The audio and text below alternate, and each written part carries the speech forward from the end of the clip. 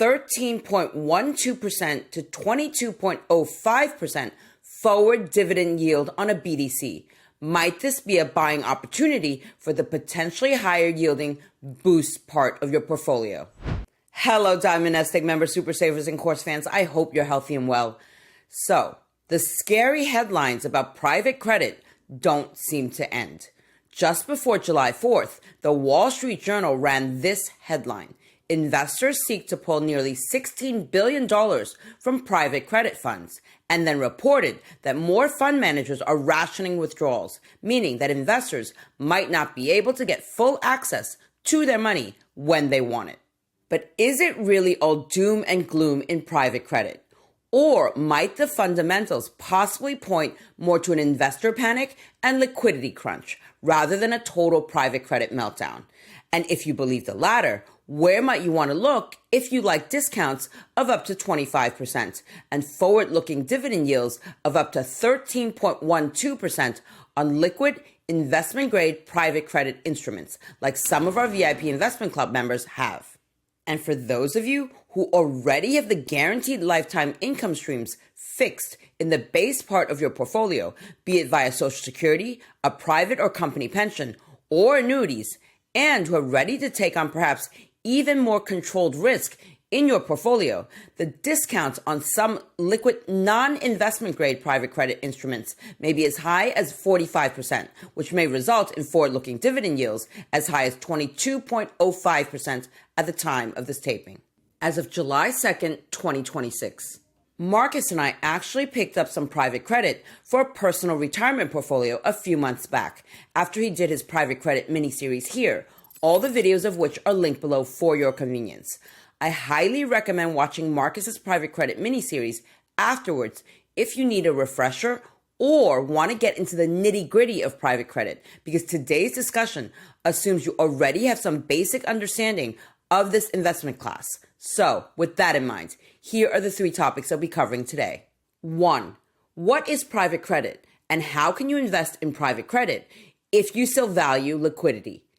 2. What might the current discount and forward-looking dividend yield on a liquid investment-grade business development company, or BDC, look like right now? And 3. How do the numbers change for non-investment grade BDC? Let's dive in now, folks. What is private credit, and how can you invest in private credit if you still value liquidity? Private credit is a wide asset class and can mean many different types of financing arrangements. For the purposes of today's video, though, we will focus mainly on loans that are made bilaterally between a creditor and a company that is generally not investment grade and often an unlisted mid or small cap. These private loans are hard to trade and rarely sold before maturity. Consequently, investors will generally assume a buy and hold scenario for these loans and value or put a price on these loans according to their net asset value, or NAV. So, if a loan is expected to pay all coupons and repay the principal in full at maturity, the NAV of the loan will generally be 100% in the books, which makes sense because that's what the investor will get at maturity under a standard no default scenario. The NAV is generally quite stable and will only be adjusted if a significant event happens. For example, if there's a significant deterioration in credit quality or an actual default. Many private loans are offered to retail investors via an illiquid or semi-liquid fund that is not traded on any organized market and where the investor's only way out is a redemption at net asset value with the issuer, similar to when you redeem a normal mutual fund with the issuer. However, in contrast to a normal mutual fund that can be redeemed freely on any business day, these illiquid or semi-liquid private credit funds are often referred to as interval funds or gated funds, meaning that they may restrict redemptions to certain points in time and or a certain maximum percentage of their portfolio. For example, not more than 5% every 3 months. And these types of illiquid or semi-liquid interval or gated funds lie at the heart of the current private credit crisis. When more investors want out of the fund than the managers will be able to redeem at full NAV, they will have to decline a part of the redemptions, leading to unhappy investors and the nasty headlines that we shared with you earlier. Now, there is another way of investing in private credit that is more flexible and fundamentally liquid via so-called business development companies or BDCs that are publicly listed. With a listed BDC, the investor remains exposed to the underlying risks from the portfolio of illiquid private loans, but the BDC itself can be bought or sold on any day that the exchange is open. Prices on the exchange will follow supply and demand for the shares of the BDC, and most importantly, they will also reflect what the market thinks about the true valuation of the underlying private credit assets. But not all BDCs are the same. Their management approaches and portfolios can be very different.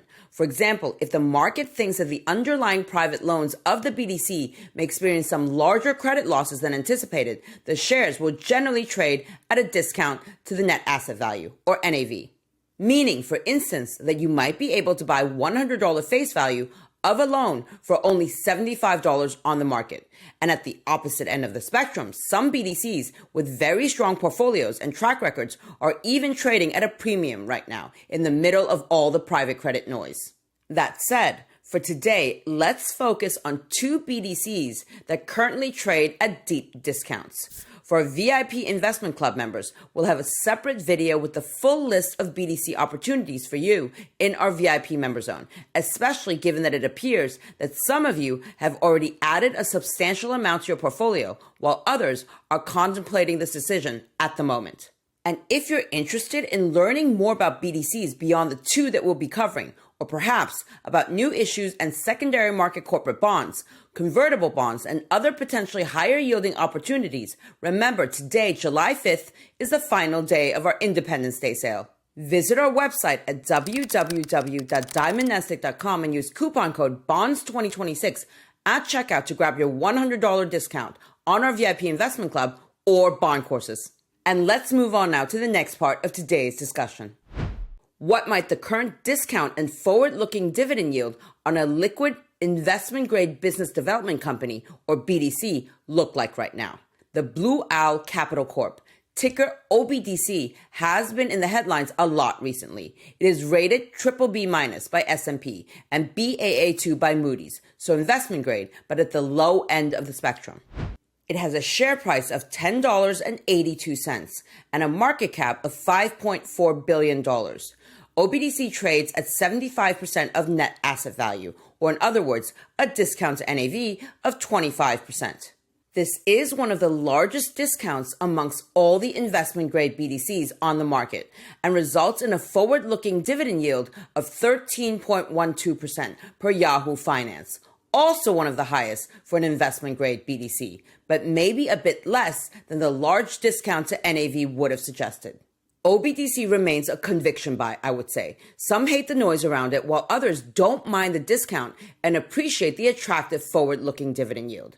And if you fall into the latter group, then you may find the next part of today's discussion even more interesting.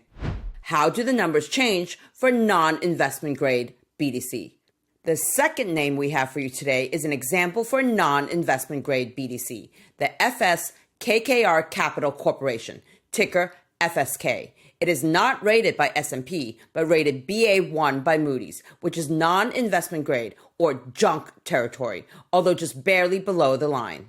FSK has a share price of $10.43 and a market cap of $2.9 billion and trades at 55% of its net asset value, equivalent to a massive discount of 45%. The price reflects both some very real problems in its portfolio and the bad press it has been receiving in the past few months. On the flip side, though, if you're willing to accept the risk, FSK might offer a forward-looking dividend yield of 22.05% per Yahoo Finance, which is not guaranteed and may come down in the future, but can look potentially attractive in today's environment. So, what do you think of the two BDCs that we've discussed so far? Do you like the potentially attractive forward-looking yield for the investment-grade BDC? Or would you rather stick with safe and predictable returns for your fixed income portfolio, such as from annuities, treasuries, and other similarly safe bonds? Or are you willing to take on more risk from a non-investment grade BDC for potentially even higher forward-looking yield? Again, for our VIP Investment Club members, we'll have a separate video with the full list of BDC opportunities for you in our VIP member zone shortly, because as Marcus likes to say, BDCs come in many different flavors. And there may be some safer BDCs on our long list that you might find attractive for the boost part of your portfolio, and that we're going to discuss as well. In that member video, we'll also dive deeper into what history tells us about episodes in the past when BDCs were trading at a heavy discount, what else you might want to consider, and what our personal perspective is. So, depending on your perspective and risk appetite, you could see this point in time as either an opportunity to snap up some private credit exposure on the cheap, or as a warning sign the market may already be pricing in potential future credit losses that aren't reflected in the NAV yet. We don't have a crystal ball here either at Diamond NestEgg, and only time will tell. As we always say to our VIP members, you should always read the prospectus of any investment you're going to dive into. And even then, you can never really be 100% certain what's in these BDCs' portfolios, or what the potential credit fallouts might be beforehand. At the end of the day, you will need to make the right decision for your risk-return profile. As I mentioned already, we actually picked up a modest position of FSK for the boost part of our portfolio earlier this year. Yes, it's not investment grade, but we felt back then that the potential yields were high enough to compensate us for the risk, and that we might even earn a bit on top for buying at the bottom of the market, so to speak. So far, we have not been disappointed. We just collected our first quarterly dividend, which gave us an annualized dividend yield of 15.5% on our personal cost base or purchase price. And we have some VIP members who, instead of choosing a higher risk, higher return single position in a BDC like we did with FSK, decided to invest much larger amounts into a diversified portfolio of listed investment grade BDCs that are yielding 10% plus. Everyone's financial journey is different.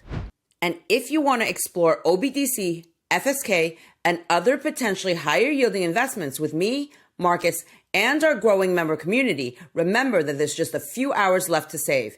Visit our website at www.diamondnestegg.com and use coupon code BONDS2026 at checkout to get your $100 discount on our VIP Investment Club, as well as our bond courses.